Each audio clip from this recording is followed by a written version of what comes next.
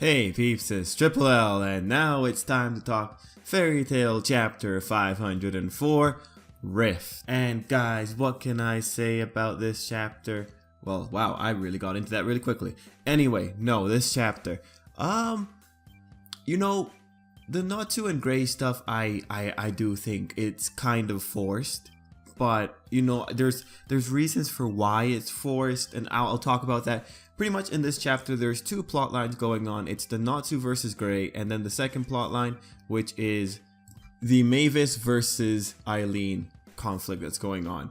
Now, both plot lines are important. It's funny how the chapter just balances between the two, because you would expect that the Natsu and the Gray one has a bit more emotional weight behind it, but it really doesn't. It should have more emotional weight behind it, but it doesn't, because it's very odd seeing this conflict. This conflict has been one that's been set up ever since we found out that Natsu was END.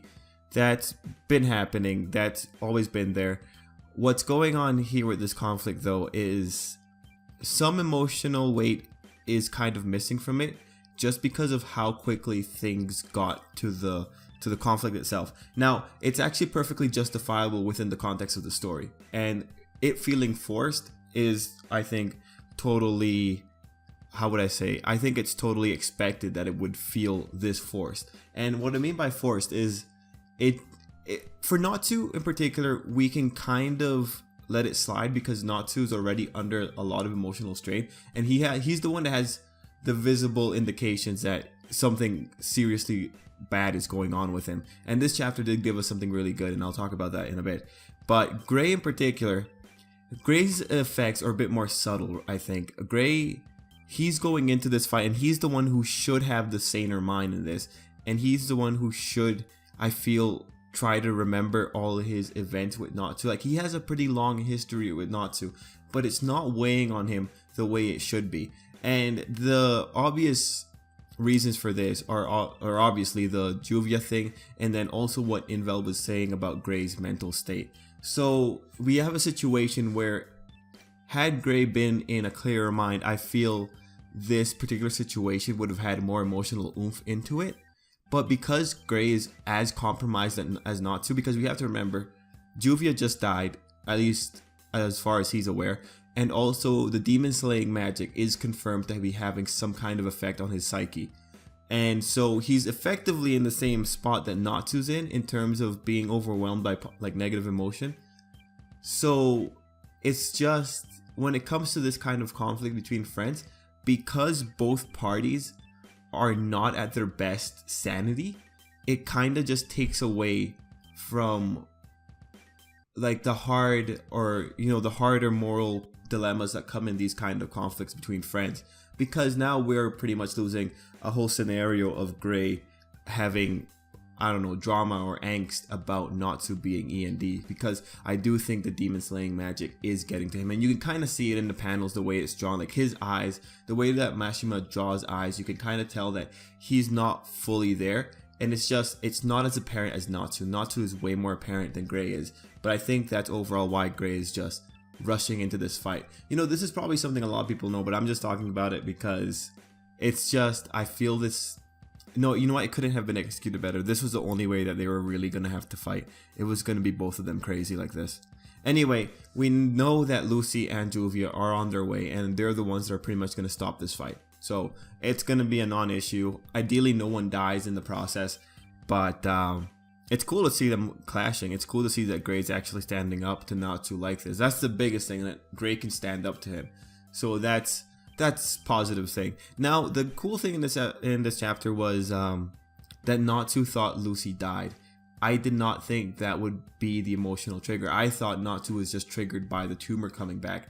But seeing that he actually thought that Lucy died, it's interesting, because it does set this more emotional impetus, and it does kind of contrast with Gray. But when it comes to the way that this is executed, Natsu is getting the shaft, because Gray had effectively 2 chapters dedicated to his loss of Juvia, whereas Natsu just had it kind of in a flashback. And it does show that this plotline, I really don't think is an important plotline. This conflict between Gray and Natsu, I don't think it's that important, just because the part that led up to this conflict are just very rushed. and just happened very quickly. It just, you know, I think this is something that just, it's going to be overcome and we're just going to continue with it. It's just cool to see Natsu under the effects of the instinct of a demon. But otherwise, yeah, I think this isn't the important plot line. Anyway, shifting over to the Eileen stuff, Eileen uses her giant eye once again, and yeah, you know, Eileen is as creepy as ever, but Mavis, as Eileen says it, is able to predict her. And she gives a rousing speech as a giant illusion, and that was a pretty epic moment, I won't lie. I actually very much liked it. I like that Eileen's getting bothered here because Eileen's just insufferable sometimes. Like, you know, I want to see Eileen fail. I want to see, because I am so sure now that she is absolutely terrified of Erza. I want to see Eileen just break down. The same way Demaria broke down. Like, you see Demaria in this chapter, she's barely doing anything. I want to see Eileen in that state when she faces Erza. Just because she's done so much damage and she's been so annoying for no reason. Like, she has a really bleak outlook on the world and she tries to force that outlook onto everyone else, and I just want to see her fail. Oh, Eileen, man, that's my feelings on Eileen, man. Like, I'm happy that she's getting pissed off. I'm happy that Mavis is like screwing with her. I want to see this keep going. Anyway, there is something important though.